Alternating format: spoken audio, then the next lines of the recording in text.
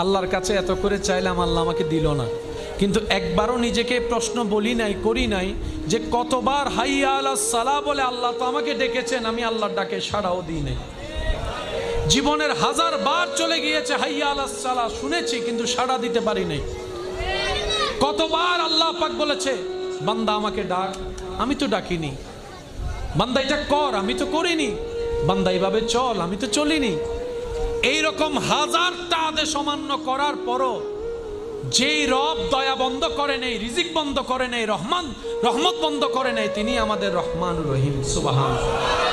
তো মুমিন বান্দারা আফসোস করে না, আপত্তি করে না, ওনারা অপেক্ষা করে রবের হুকুমের।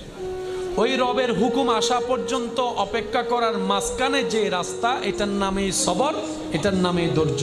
বলেন না সুবহানাল্লাহ। ওনারা সবরের রাস্তা দিয়ে যায়, শুকরের মাধ্যমে